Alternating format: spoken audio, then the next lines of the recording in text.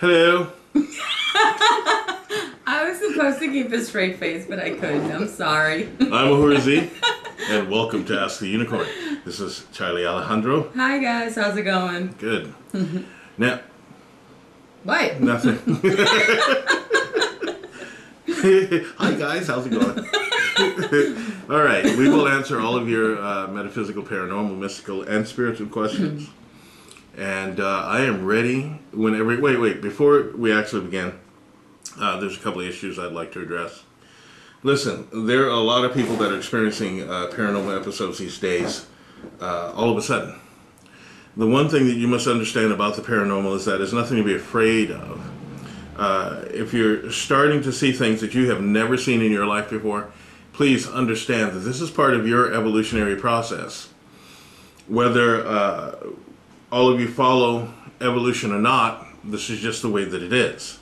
So be patient with yourself and be patient with your experience. There are a lot of people who are all of a sudden waking up. Now, I need to address one more thing. This is for my independent film friends out there all over the place, including people like Mrs. Alejandro. We are trying to change the face of film. That is me personally, Unicobia Pictures. But also, I have heard that Netflix has decided that it will, instead of just allowing independent filmmakers the opportunity to get their films on Netflix, that they're now demanding that they have to be picked up by a major distributor.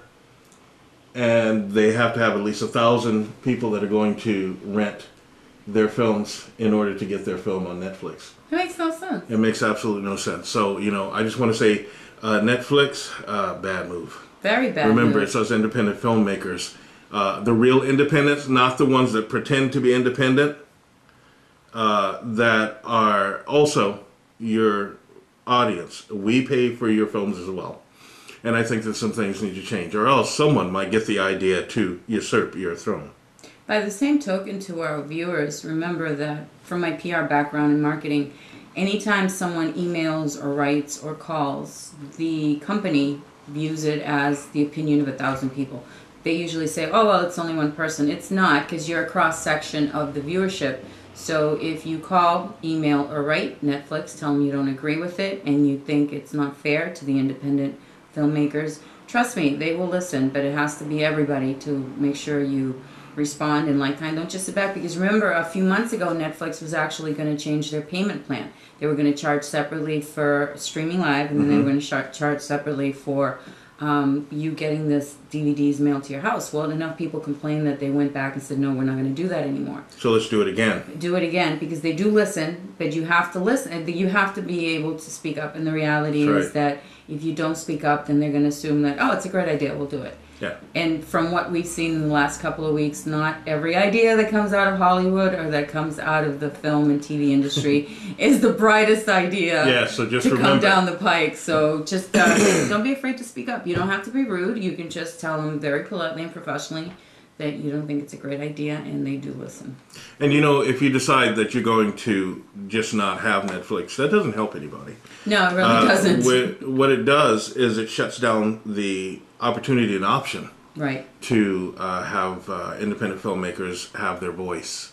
Now, a lot of the audience of Ask the Unicorn are independent filmmakers and people who are actors.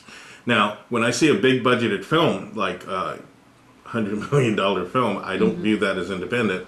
However, Hollywood does. I mean, the people that are working every day and then they decide that they're going to make a film and have to really push to get fundage. And I mean, fundage is like $5,000 and we're having a major party. Exactly. So the other thing to remember is you don't have to be a Netflix subscriber, because the reality is if you have a friend or a relative or someone you know is involved in a film that might be viewed through Netflix, if they don't change their policy, that would give you the option to want to subscribe. So that's something that you want to tell them too, that if they do change their policy and don't support true independent filmmakers, that you're not going to get an account with them. And like I said, that's lost revenue before they get it, and they're definitely going to listen. That's right. And I'm sure that at some point in time they will click across this insignificant person speaking about this. Hey, speak for yourself. I mean me. So we're pretty significant. Listen, we are taught to be humble. Humbly speaking. All right. Now, all of that being said, listen, all of you out there that know me, that know the work that I do, I'm asking for your help. We're doing a major film, Foul Care, and you can go to the Kickstarter website, look up Foul Care, and you can pledge at least $100. We need to get 200 or more people to give us $100 or more in order for us to create this film. And I am expecting my students to do this. It's not a, oh, can you kind of do it? I mean, I'm expecting my students to do this. All of you that can call yourself my students, you are expected to do this. Don't tell me you don't have money. Some of you go on vacations often. And the reality is that it doesn't have to be a huge amount. And for those of you that do donate, for the most part, in some areas, it is tax deductible, especially if you're in the film industry. So it's not something that it's going to go to waste. It's going to be deductible. It'll help you get some more taxes back at the end of the year, and you're going to be helping a great cause. And please tell your friends and your family to pitch in. The reality is, if you say, well, I don't have $200. Well, if you have 20 friends and they give $10 each, voila, $200. That's right. So there's a lot of ways we can do that. Not only that, we offer a great amount of rewards. A lot of rewards. If you guys saw C's original short film, Anna Korea, that was done on a shoestring and a prayer. So that just gives you an indication. Literally. We're kidding where it's like literally zero budget. Everything was either handmade, borrowed, or donated. And it came out, if you see it, it's a great project. It's up there with a lot of other projects that have been done with a lot more money.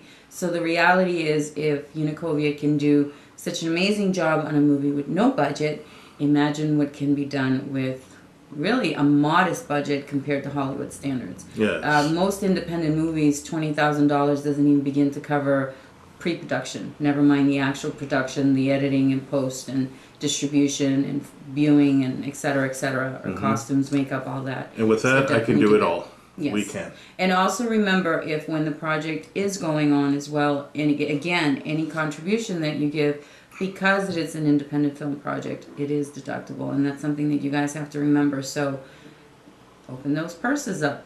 All the help is greatly appreciated. Be thou not so stingy. Okay. All right, that's enough about that. I've said my piece. Now, let's go ahead and start answering some questions. This question I find interesting because this happens to me all the time. And my poor husband thought that he had gotten ripped off when he bought my engagement ring, because this happens to me a lot. I have a ring that I bought myself about a year ago. It's silver, and it left a weird, like, burn mark type thing on my finger. I'm not allergic to silver and haven't had a reaction in the year I've worn it, so I was wondering what could cause it and stuff. Okay, that's not necessarily something that's paranormal. It's actually something that is normal, depending upon the grade of silver that you have. It's called oxidation. And it's not only oxidation, it's maybe the ring was too tight, and plus the oxidation, or maybe the ring was soaked in a chemical that reacted badly. And that does happen, speaking from my own experience and being trained in alchemy and jewelry smithing. It does actually happen. And many times it may be your own chemistry that reacts to that. It doesn't mean that the ring is cheap, in a way. It means that the grade of silver was not purified. Silver has to go through a purification process. Just like any kind of a metal. You know, you want the pure metal, but sometimes there's residual things in the metal. It didn't get smelted correctly.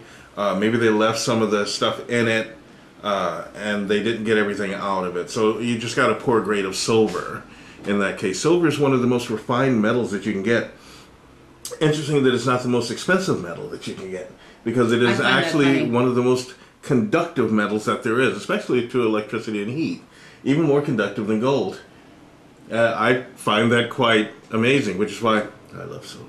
Yeah, I was going to say the same thing. I think silver's so fresh looking that it surprises me that it's not worth more than gold. Yeah. Now, what about if it's gold that you wind up noticing that? Not so much a red mark. Well, yeah, a red mark too, or even like a greenish kind of mark. Remember, gold, there are different grades of gold. Okay, most of them, when you get a ring, it's usually made of 10 karat.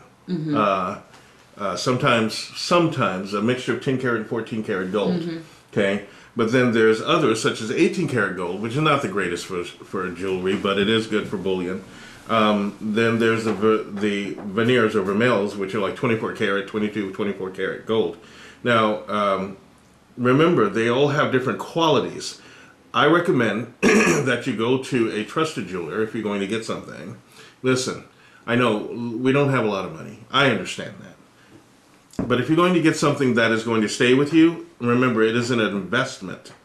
So take your time. Make sure that the quality that you're getting, even question the jeweler. That jeweler should not be offended by your questioning the quality of that ring. Okay? Besides, particularly in women, you all go through these minute changes every single day. From one day, you can be perfect with a piece of jewelry, and then the next day it's like wearing acid on your finger. And that has to do with your own basic chemistry. The molecular structure of women is very unstable.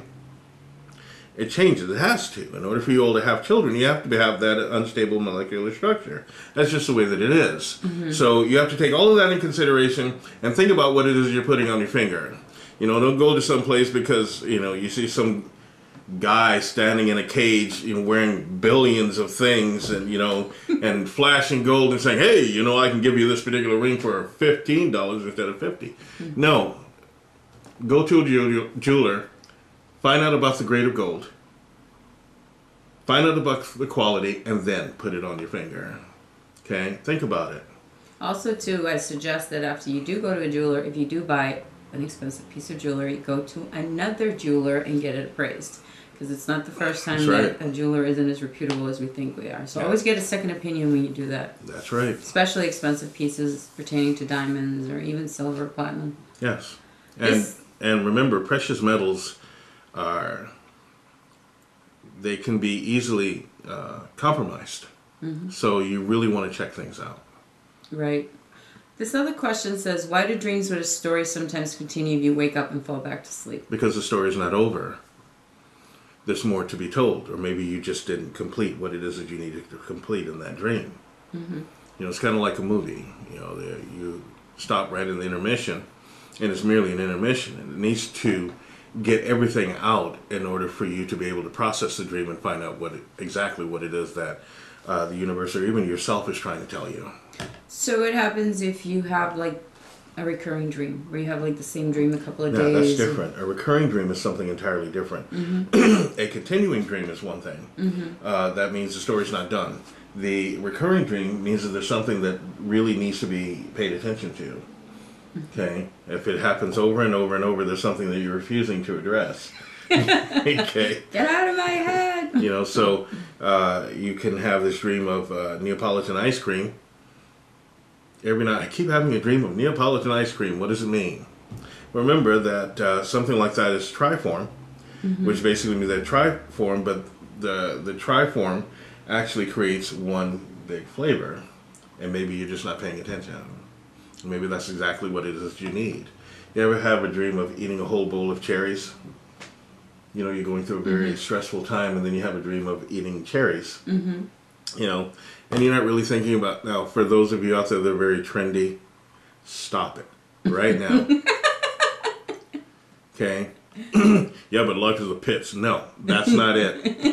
It means that there's something that perhaps that fruit will give you to enable you to get past the stress in your life. Remember, they're sweet, they're good for you. So you should actually eat the cherries? Well, not necessarily. It just means that you may need something that the cherries has. Okay. Or go ahead and eat some cherries. Anytime's a good time to eat cherries. But you may need something that it has. Or maybe by eating those, you needed a moment of pleasure. And that's what was given to you. Okay. Yeah. That makes sense. It's really simple. But the silver thing, that is basic metallurgy. Just check the chemistry of things. Just because it's pretty doesn't mean it's for you. The other thing I found out with jewelry too is because we women have a tendency to not take our jewelry off all the time. And if you're doing housework and using kind of cleaning chemicals or even shampoos and stuff, some of those chemicals will reside under the jewelry and will irritate your skin. I found that out the hard way. Because I have a mother's ring that I wear all the time on my thumb and never thought of it. And this big freaking diamond ring. Look at that. Look at that. Anybody blinded? Hey, 18 years, I earned it. Yeah, so I wind up not realizing that there's ridges and stuff under there, and I did. I developed what I thought it was. I was allergic to the actual ring, which I'm like, I got ripped off. No, it wasn't. It was the chemicals from the cleaning solutions I was using. So make sure you take it off and dry it. Even at night, take off your jewelry and give your fingers a chance to I'll give you a really good way to clean your jewelry. It's really easy. Get a soft bristle toothbrush. Okay, get some toothpaste. Any generic model will do. Just put the toothpaste, a little bit of toothpaste on the toothbrush. Just brush really lightly. Rinse it off, brush really lightly, and you know what? That'll do you just fine. You don't have to go out and find an expensive jewelry cleanser. You don't have to get a $3,000 steam cleaner for my jewelry. Real simple. Toothpaste works. It works wonderfully. It does actually. Makes it nice and shiny. And it's minty fresh. Yes. Okay. It's been a long day. This is a good question. Are dyed or colored stones less powerful energetically? What is the difference between real stones and lab-created energetically? The difference is exactly what you just said. One is created or dyed to imitate. Now, the stone may have its own property, but it doesn't have the property that you're looking for. So it's not that it's more powerful or less powerful, because remember, the moment that you separate that stone from the earth, it kind of becomes less powerful. You know, backing it up a little bit for viewers that might not know exactly where the question's coming from. What does that energetically mean? Okay, energetically means that all things are comprised of energy. No matter what they are, you, everyone, me, everything is comprised of energy. Now, there's a natural energy that flows through all things. Even the stones that are dyed have an energy. They may not have an energy that you were looking for. For instance, if you're looking for malachite, and you go out and you find a dyed stone that is dyed the color of malachite, that doesn't make it malachite, nor does it make it have the property of malachite. It makes it have the property of whatever stone it started off as. And that just changes minutely with the color change. However, remember that all of these stones are in the earth naturally, right? And if you really want to use a stone, find the stone, put it around your home, and the ground where it was in the first place, because it'll work just as well there. If you like wearing them, wonderful. You'll get the property of those stones. True. However, it would be a lot more effective if you had a whole house made out of emerald, which would be awesome. That would be way cool. I'm more partial to the rubies. So that's my birthstone. If you found a ruby, that's the last one you need a house made of.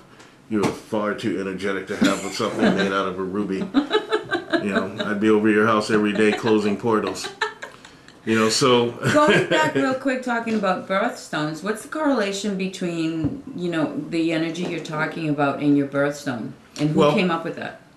Those were astrologers and astronomers, because remember, astronomy and astrology were one at one point. Right. Plus alchemists. Remember, we've segregated so many things. Magic was magic. Mysticism was mysticism. And mysticism meant that it was all inclusive. There was, I'm not really a ophthalmologist. I am a metallurgist. Well, they were the same. Right. Do you understand? So when it comes back to in the day, astrology, scientists were considered to be actually back in the day they weren't even demons. called scientists. No. Someone made up that word, and that right. That's fine. Fine, but they weren't called that. They were merely called, Charlie.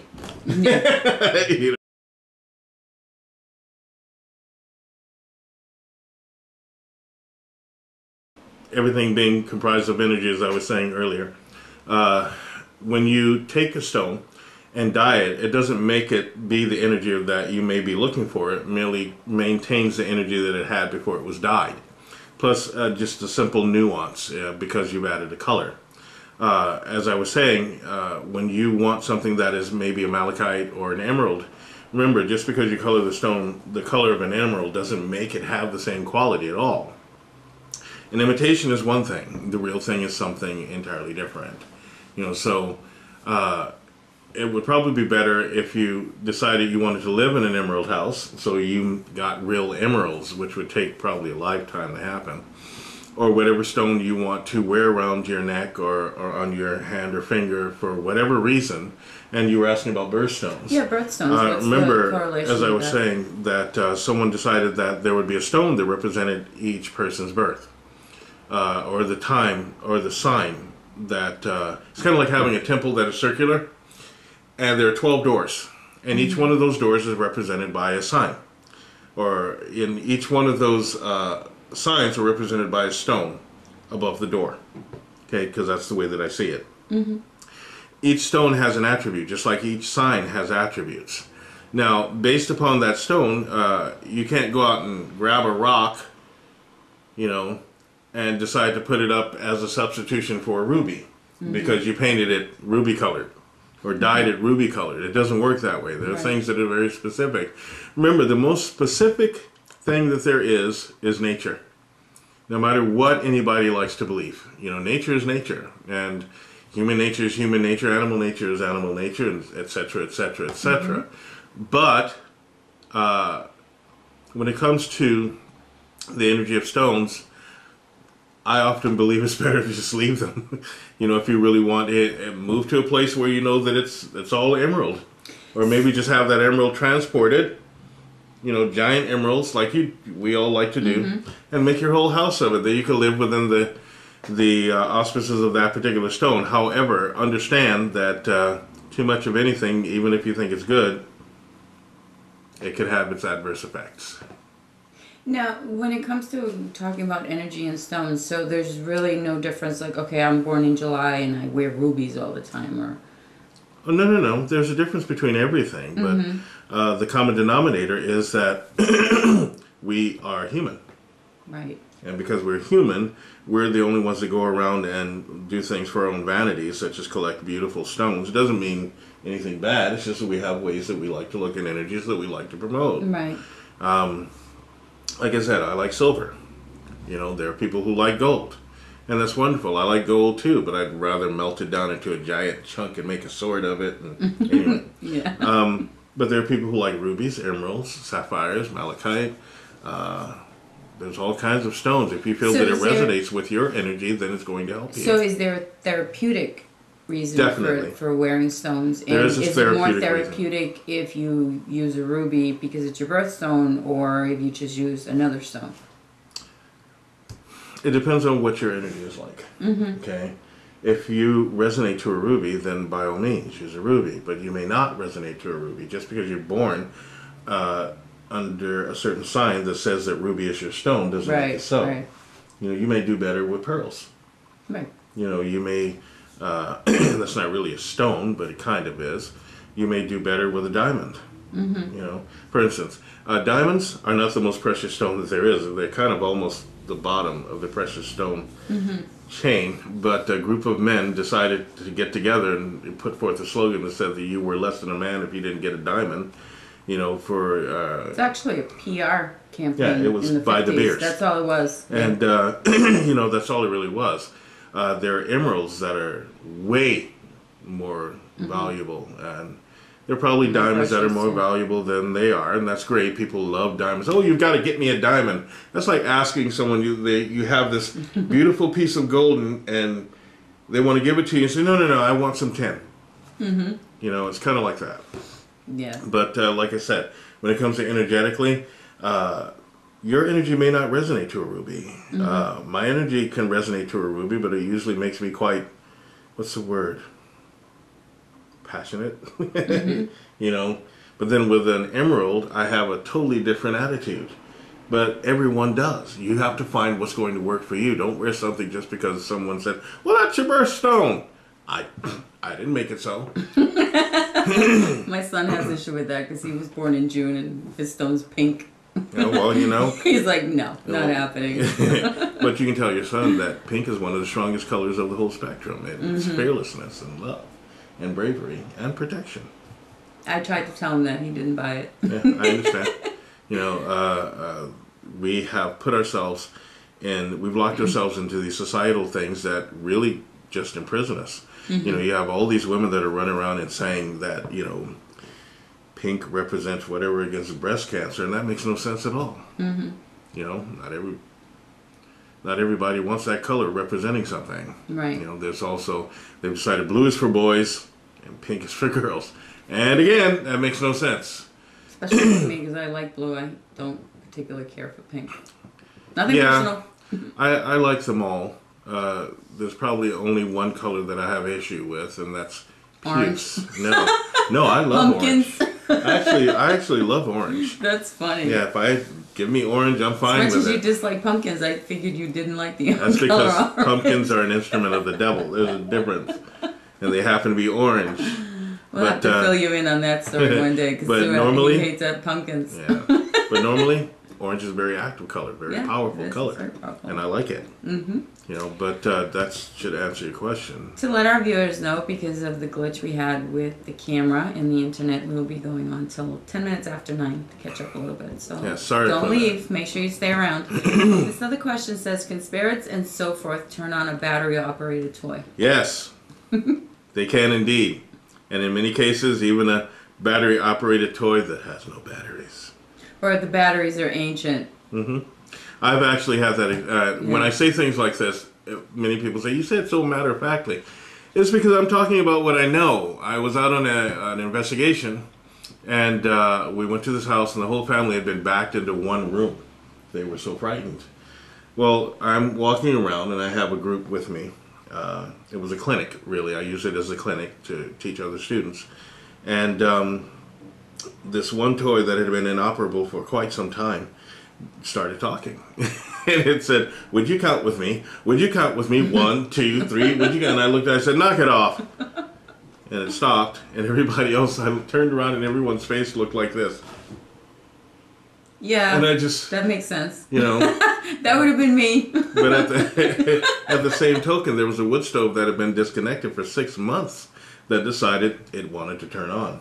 It still doesn't have the same spook factor. I don't know. The cutest toy in the daylight will bug the bejeebies out of me at night if it starts talking by itself. Yeah, it's just because we've seen too many horror movies. Yeah, it is indeed possible, and it does happen. And I can tell you that for a fact. So why would something like that happen? Because something is trying to communicate in one way, shape, or form. You know. So is it accelerating because you've been ignoring it for so long? All of a sudden it figures, well, this way you'll actually have to pay attention to them? Or? No. Actually, it accelerates when people don't ignore it. Because, look, it's like trying to ignore this in the middle of your head. You know? I don't see there's no cup. What do you mean? You know, well, what happens is if you have to say that I'm ignoring it, that means that you're putting forth energy to do so. You can acknowledge something. Remember, acknowledge it. Keep moving.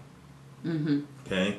You acknowledge a bus passing by. Do you sit there and go, I'm ignoring that bus? Do you? I mean, seriously. If you don't want it to accelerate, you've got to gird yourself against such things. Go about your life. Don't feed it any energy. Don't feed it. Keep going. Move on. Don't sit there and pretend. You hear, we have made up such philosophical baloney. You know, like, okay, I've gone into a room and, you know, someone who's trying to be very, very clever, and they're well meant and well met. And they will say something all of a sudden such as, oh, well, you know, I don't see color. I'm colorblind. Really? Okay. Okay. No, I don't want you to be colorblind. I want you to acknowledge the fact that we have differences. Right. And those differences together make us powerful. Do you understand? It makes us powerful and beautiful. That means that if they try to get us on this side, they can't. So they'll go to the other side. Well, that's different. So they can't get us on that side too. So better that you acknowledge the color thing. Don't be colorblind. Oh, by the way, it's not only men that are colorblind. Just telling you. And dogs are not colorblind. Anyway. Really? No, they're not. That's ridiculous. You know, dogs are colorblind. Really? You have dog eyes? Some dogs said, I'm colorblind. You know? I can't see that. You know, and yes, I'm a certified dog psychic. And bird psychic. Really? Maybe you can talk to my dog. He's having issues. I'm serious. This question is good. It says, I read on one of your answered questions to unplug computers and TVs when you sleep for astral stuff. Yes. Is it just better to do that anyway? Sometimes it is. Yes, indeed. So It is better. In fact, I have a ritual in which I do that very thing. You know, if you're going to sleep, remember that those things are transmitters. They're also receivers. If you're looking into your TV, what makes you think your TV somebody's not back there? Don't tell me that, dude. Well, it's the truth. And think about it. Seriously. You're sitting there looking at television, and you're sitting talking about a really great idea that you have, and then all of a sudden, months later, someone does that very thing that you've talked about. Now I'm getting even more paranoid than I already am. That's okay. So you really think that, I mean, why? I mean, I have this bad habit of leaving my computer next to my bed charging. I understand. Charging is one thing, but your computer gets closed, right? True. Well, what people will do is they'll leave their computer on and they'll leave their monitor right there facing them. I was going to ask that too, because I have a thing that I have some music on my computer that I call it my brainwashing music. It's like subliminal messages or whatever with music. Yeah, I know. I'm brainwashing. Yeah, I'm brainwashing myself. So, but the screen has to be on, otherwise it goes into sleep mode. Yeah. So is that not a good idea? I would turn the screen off. It doesn't black. Just turn it off. And the music would still be on. So well, if that's what you need, but if you're going to do that, you would probably need something that's going to be your vibration so that it doesn't get disturbed by someone else's vibration. Okay, how about if I listen to music on my phone? Is the same thing with phones being on as opposed to TVs? It would be the same thing. Remember, so it's anything that transmits. Doesn't mean anything electrical, it means anything that transmits. Remember, so it's not like lamps and stuff, it's like TVs and radios and telephones. Remember, you need electricity to live. Without electricity, you'd be nothing. Yeah. You know, so it's not the electricity. For those of you that have been tuning into this one show that I like talking about that I won't tonight. Electricity, you cannot be shut off. If it shuts off, you die. Got that? Remember, you're comprised of electricity as well. Well, electricity is what keeps your heart going. Exactly. That's what a heart attack is. It stops you die. The electricity. So you see people talking about, we're going to shut off all of the electricity, and we have to make sure there's absolutely no electricity anywhere. Right. Good luck with that one. There are thousands of different types of energy. Electricity is only one. And the spiritual energy that we like to deal with so much may not necessarily be electricity. You know, so I'm just putting that out there.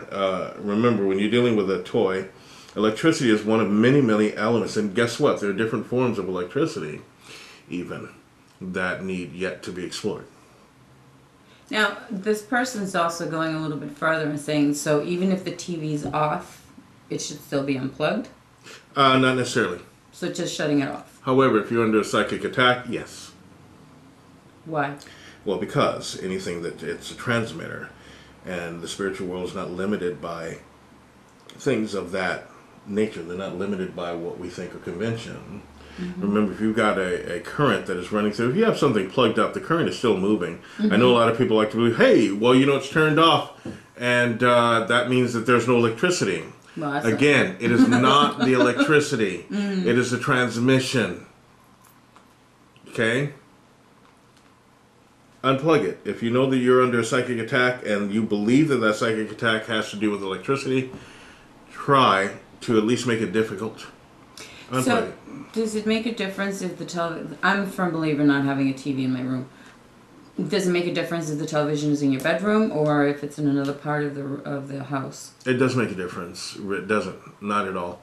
However, remember, you said that you have your television cut off but your computer's on. And if your monitor's on, it's the same thing. It's the same thing. It's the same thing. You know, just if you're talking about under normal circumstance, it doesn't matter. But when you know that you're under duress and under a psychic attack, the best thing for you to do is shut those things off. Pick up a book if you want to be entertained. You know, it's funny maybe too, play the violin. It's funny that these questions are coming in from a paranormal plane or a paranormal place.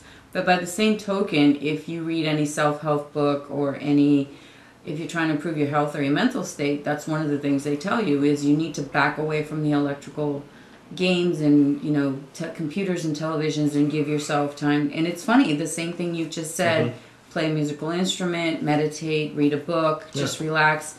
They recommend that to help you de-stress yourself, especially before going to bed, which is funny because everything you've just said, again, coming from a metaphysical point of view, but it's the same thing. It's everything that we're told. If we're stressed out and not sleeping well, we need time to de-stress. And I personally... Or, if you're the type of person, you may need the electricity to de-stress. For instance, there are people who play video games to de-stress. But that's a little different because you're not doing it in your bedroom before going to bed. You know, if it's something that you set aside to do, it's kind of like getting into a routine to go to sleep. Let me tell you all what the purpose of your bedroom is. Well, one of the purposes of your bedroom is, we won't go into other things, but to sleep, to rest, to relax. Not to get in there and have a rip-roaring time playing a video game, okay? You want that to be your sanctum of sanctums. Your bedroom is something special, okay? Now, if you have all of these modern appliances in your bedroom because you decided to make an entertainment cave, that's different.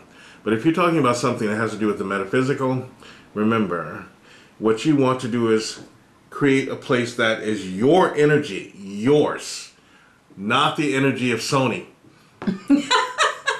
Sorry. You know, or Xbox. Funny. You want your energy. If you need a room to do that, fine. Fine. Make one. But even then, use some common sense. Okay? Even in my office, I make sure that these things are off because I don't need them on. Right. Okay? And then I can reset the energy daily, which I do. Remember, when it comes to things such as electrical appliances, they are not evil, so don't start thinking of them as evil. I'm merely saying that if you're under a psychic attack or duress, and you know that that is duress, the best thing for you to do is to shut those things off. Now, I know people that actually go to sleep listening to the white noise of the TV because it's comforting, and they're right, it can be. But do you ever think about what might be being said? You know, you're sitting there. Guys, that's not going to happen. It's all, you're all restful listening to your nice white noise, and all of a sudden someone decides to start talking on the other end. You hear for like Freddy Krueger saying, "Listening to some white noise, huh?"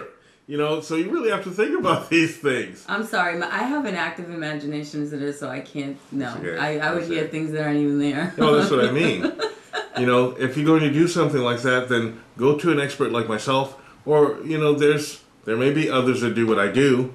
As far as vibrational frequency, let me work one up for you to listen. I'll make sure that it is your vibration, that it will not interrupt you, that it will be peaceful, and if you need a sound like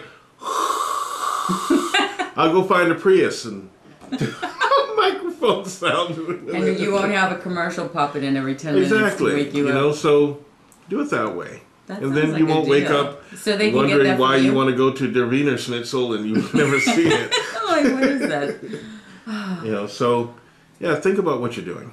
That sounds like a great advice. It says here, I have a question as far as humans and evolution were concerned. Once a human reaches a certain level of evolution, what happens? Do they become something else? They do, indeed. They become a parahuman, or something that is human, but a mutated form. Remember, mutations are not bad. They're bad and good mutations. What you want to do is reach the capacity that you can so that you become something new and creative and new that is beyond normal. It's kind of like the difference between a psychic and a telepath. One is not better than the other, it's just different. Do you understand? What's the difference? Well, one depends upon a person's feelings being there within a proximity. The telepath. The psychic. The telepath does not. I can tell you what's going on the other side of the world and do it like that. You know, it may not be, because it's on the other side of the world, it may not be totally specific, but it's an energy trail that has nothing to do with proximity. Now, also, a telepath has privy to knowledge that other people do not. It's like standing in a giant library, you know, with the information on just about anything, and it's running constantly. You know, I don't go rocking over in a corner going, "Oh, I made myself." I see dead people all the time, because I do, but what? Seriously, I'm not going to go do stuff like that. So those people that are doing this, stop it.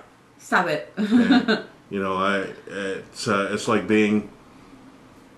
having the information to almost anything. It's really quite interesting. That's going to be an incredible responsibility. It is.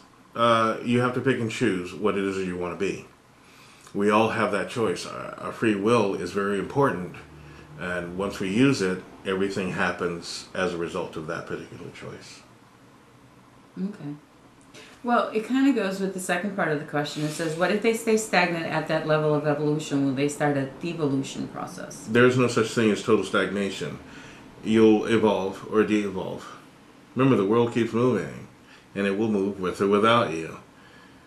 So you've always got the choice. If you want to de-evolve, do things like smoke marijuana, use other forms of drugs, do things that are very de-evolved, become a racist, maybe a sexist, decide to do something like commit crimes, things like that. There's de-evolution for you. Mm-hmm. You know, do something like be closed-minded. You know, instead of communicating, decide not to communicate. Instead of, growing and evolving, even if you want to grow and evolve in your own unique way that is different from what other people expect you to do or the norm,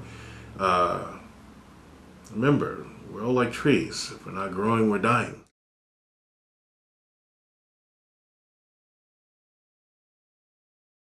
This question says, if you use holy water and still feel spirits, does it mean they are not bad but good spirits? No. It merely means that you are giving yourself some protection against those things. Remember that there are spirits that are good, there are spirits that are bad, and holy water offers you protection against those things. Remember that. Those tools are there for your protection, and if you form a habit of using them, you must know that they work. You must know that they work. So it's kind of like your faith creates the energy to make them work? No. No? Mm-mm. I said you must know that they work. Mm-hmm. Your faith is one thing that's very, very good. If you don't know, then use that faith until you get to the point that you know. But those things are provided for us and provided for your protection. Use them. And listen, just because you use something doesn't mean you won't see it. It doesn't mean you can't see it. It merely means they can't touch you. Now, going on that question when it's talking about holy water is something that prevalently is used in the Catholic religion. So do you have to be Catholic for holy water to work? No. Or is that something that anybody can use? Every spiritual circle has its form of holy water. Mm-hmm. Catholicism is one thing that uses it quite adamant. And I've actually seen people in Catholicism use holy water incorrectly. Okay.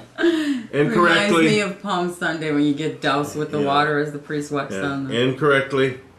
And there are those that use it very effectively. Mm-hmm. The water in and of itself, any water in and of itself is holy because it sustains life. Right. Now, when you do the ceremony of holy water, any water that water touches is to become sanctified. Okay? And you can put that any part of water. Remember that. What you put into your spirituality is what you will get out of it. Mm-hmm. Okay? That holy water is holy with or without you. But now you want to tap into that holy water by giving certain prayers, and the Holy Spirit itself imbues that water with power. And then you use it. You use it to protect yourself in your home. Or use it like a whip, a billy club. If you're an exorcist, there are things that you do. However, you cannot fight evil with evil. You'll only fuel it. If you're using a violent act in order to fight evil, understand that violence is evil. Don't use your holy water like a billy club. Use it in the way that it is. If your movement becomes, very powerful, that's one thing. But I heard this one priest actually say that he uses his holy water kind of like a billy club to beat the devil out. That's ridiculous. Use your holy water. Understand that holy water is there for your protection. And listen, it's holy water. You don't need a whole bunch of it. Don't go drench your house in it. Real simple. I'll give you one good method. Take a drop. Say your prayer. Put some over your heart, your throat, and your head. Then straight up. You will be fine.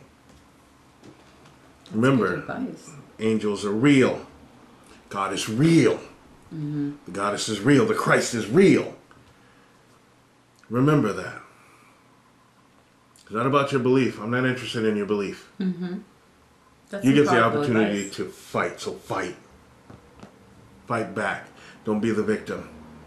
That's good advice in any realm. This question is strange. It says, I have soap that contains goat's milk. Is the goat's energy in the soap? I know it sounds silly, but I just wanted to know. Yes. It's goat's milk. Milk that came from a goat. Yes. So does that pertain to like if you drink goat's milk? Yeah.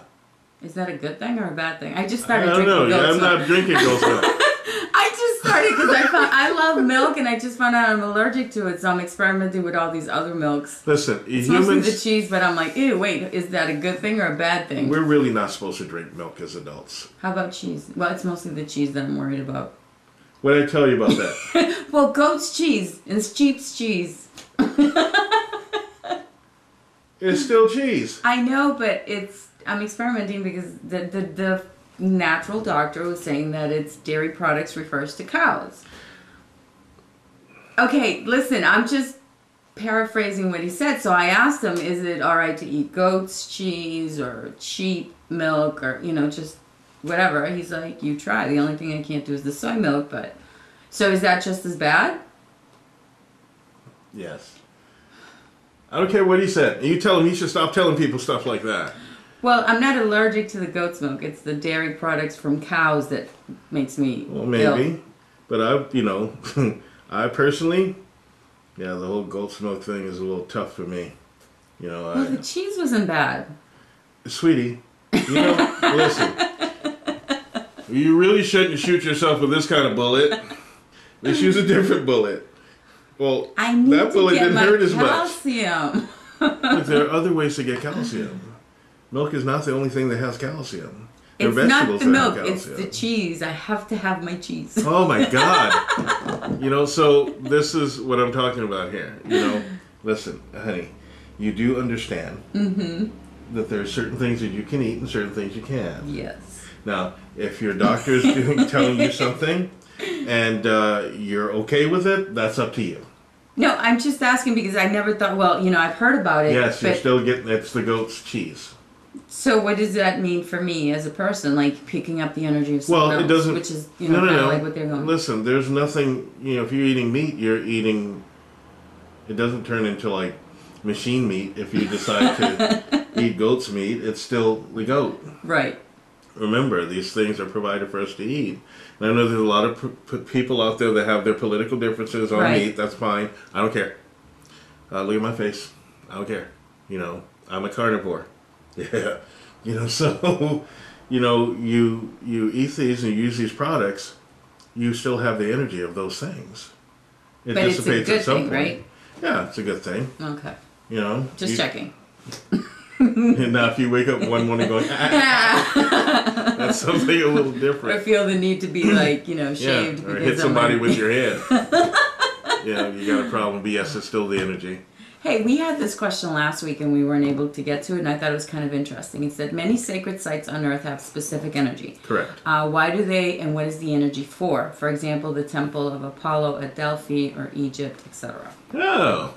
Well, it depends on the attribute of the place. The Temple of Apollo has to do with speed. And has to do with light. So you may get the attribute of light. It depends on what energy that they themselves promoted there. There are temples of Apollo all over, not just at Delphi. So that's kind of like, I know, for example, this I found strange. I went to the Vietnam Memorial, and there was huge groups of kids from high schools going there, and it was just amazing to see that as we got closer and closer to the monument, everybody's tone of voice just started getting softer and softer. And I found it even funny because the kids were doing it. You know how rambunctious teenagers can be, and it almost seemed like subconsciously they just started speaking softer and softer to the point that, it was It's very because reverent. of the air of reverence. Right. Exactly that. It is the air of reverence. So when you go to a sacred place, there is a reverence to each place. Mm-hmm. There are some people who are wholly irreverent. However, I've been to some beautiful places. I've been to some places where awful things happen. Mm-hmm. And they each have their own specific energy. I have been to a beautiful Catholic church in Pennsylvania that the walls themselves were painted with a temperature colored paint. Mm-hmm. So the more people that came in, the more color there was to the walls. Wow, that sounds amazing. It was amazing. It was huge. This place was awesome, and the reverence of the place was just beautiful. Mm-hmm. But I've been to a convent where I met the woman that wrote the jingle to Windsong Perfume, who's a nun. That's awesome.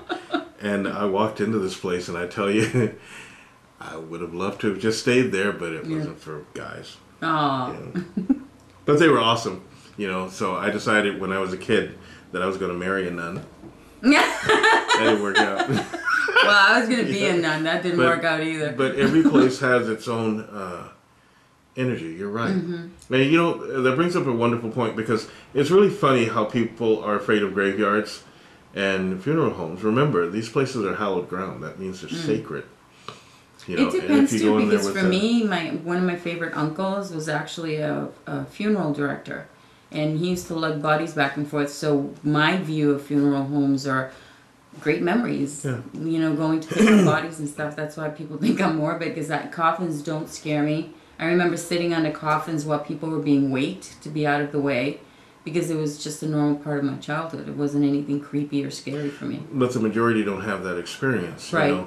But when you think about it just for a second, this is where people come to say goodbye. Right. The graveyards are where they can come, and even if they know that the spirits of their loved ones are no longer there, it is based upon a memory. Mm-hmm. Now, if you're going there to do something bad, stay out of the graveyard. You don't want to. You don't. But if you're going to do something beautiful, like I've often thought of starting a graveyard patrol, that would go and clean up the graveyards, make sure they're clean, and make sure that there's fresh flowers for each of the graves. You can go to places like Stonehenge, or you can go to some of the old Egyptian temples, or any place, even here. I mean, we always want to go to some foreign place, and we're American, but we want to go to this other place and call it special and sacred. Take a walk down the street sometime. Oh, wow, we're out of time. Yeah. That's okay. We need to go a little longer. Yes. Take a walk down the street sometime and look at all of the sacred places that there are here. Just go to the beach and sit there and look at how beautiful everything is. Go to the mountains. Maybe just look at some of the trees. Go sit in the park sometime. You'll find tons of sacred places. And remember, Apollo's not limited to Delphi. Maybe he's also here. Mm-hmm. And these sacred places are provided for us to remember that we are sacred beings. To remember that there's some sacredness to our lives. And although we go through our daily turmoils, whether they be normal, paranormal, or mystical, there are still places that we can be, places that we can go to, that we can see, that will give us that beautiful peace of mind. And what you have to do is realize in yourself that all of those beings that we like to talk about, they're also inside. Mm-hmm. And at some point in time, you will be able to touch those beings on the inside and contact with them and get the attribute that you're looking for from them. Now, I can go on with this, and I will make a point to talk more about it next week. Mm-hmm. However, I hope you all enjoyed the show. I apologize again for the technical difficulties.